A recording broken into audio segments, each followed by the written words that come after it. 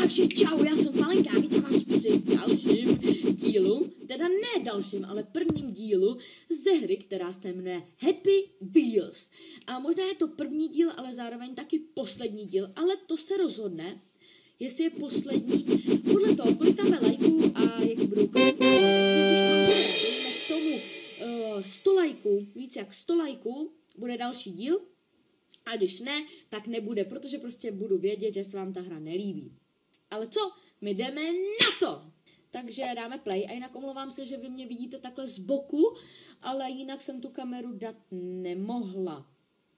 OK, teď si vybereme mapu. Moment, já nevím, co si máme vybrat. OK, jedeme ještě dolů.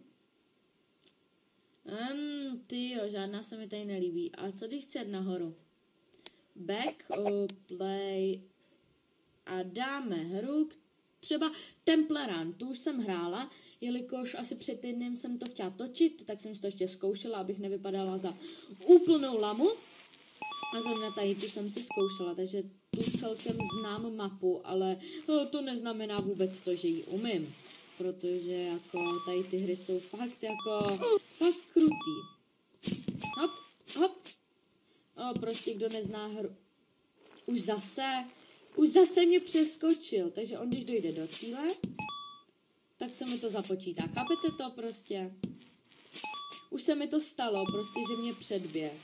On vás má chytit a zabít, jo? Ne, ale on mě přeskočí a úplně, dobrý jdu. Takže já mám úplně mega času.